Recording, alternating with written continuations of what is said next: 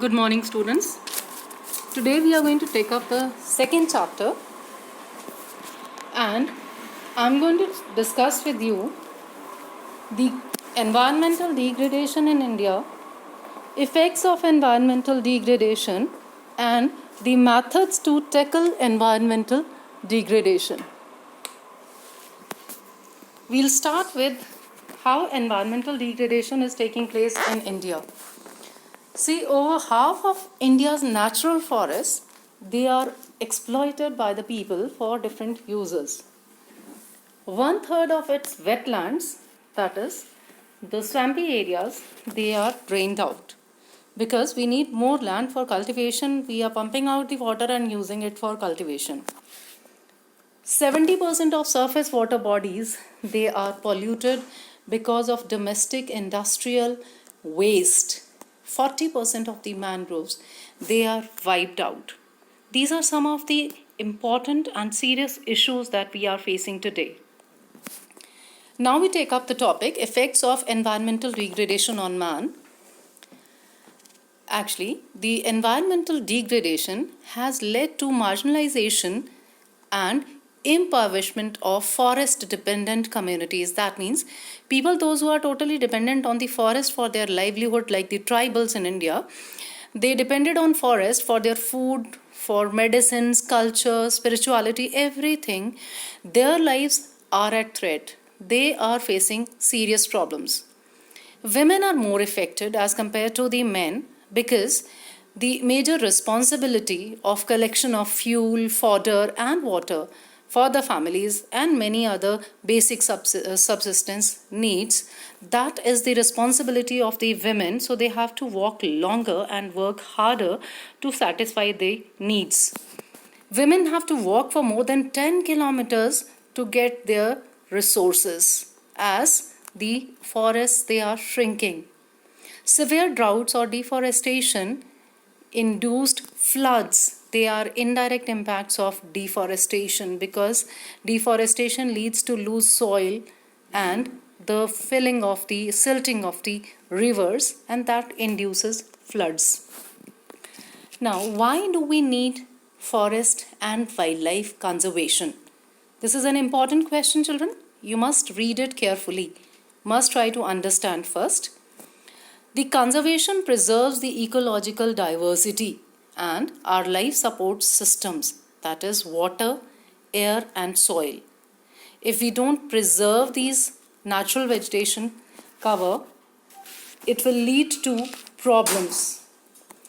It also preserves genetic diversity of plants and animals for better growth of species and the breeding, because the biodiversity can be maintained only by preserving the genetic diversity of the plants and animals. Now we take up the methods of forest and wildlife conservation. First and foremost, the role of the government. See, government from time to time has been framing and implementing the laws.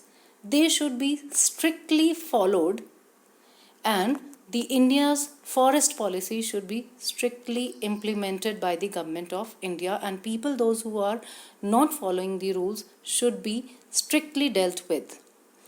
Second method is the celebration of Van Mahotsava.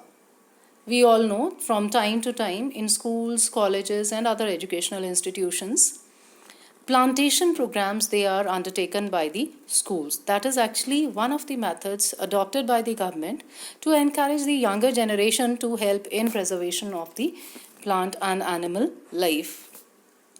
They can be planted along the roads, railway tracks or any other hill slopes.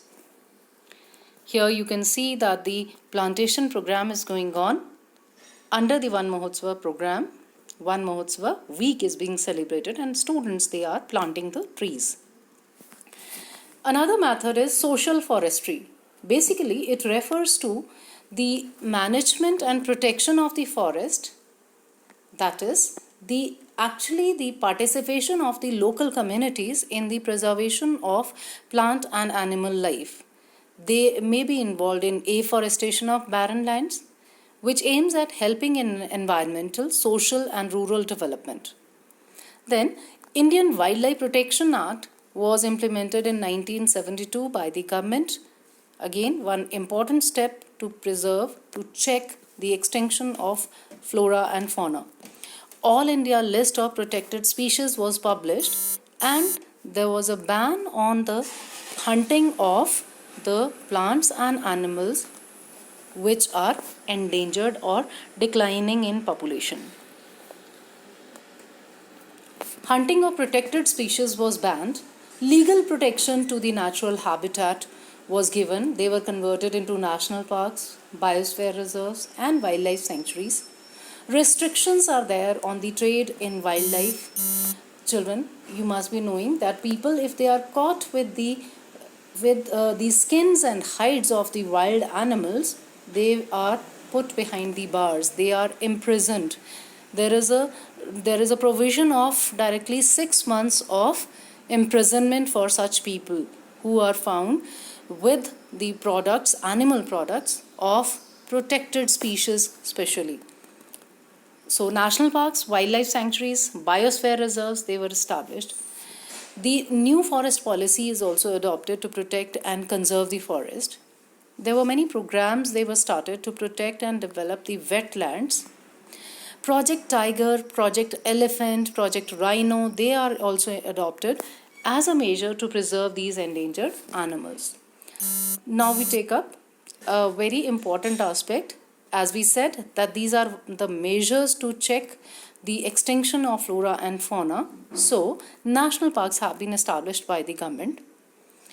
A national park is a large area where one or several ecosystems are coexisting, where plants and animal species and geomorphological site, that means the habitat, the area, they are of special educative or recreative interest. There are total 89 national parks located in India. In a national park, no human activity is allowed. Grazing of animals or even collection of fuel wood is not allowed. Next, we have wildlife sanctuaries. As the name suggests, they are specially dedicated to protect the wildlife and are established in the areas where the endangered species of animals are found. There are 490 wildlife sanctuaries located in India. Then we have biosphere reserves, which are multi-purpose protected areas to preserve the genetic diversity in representative ecosystem, that means in the natural habitat. Biosphere reserve is meant for protection of both flora and fauna. There are 13 biosphere reserves located in India. Thank you.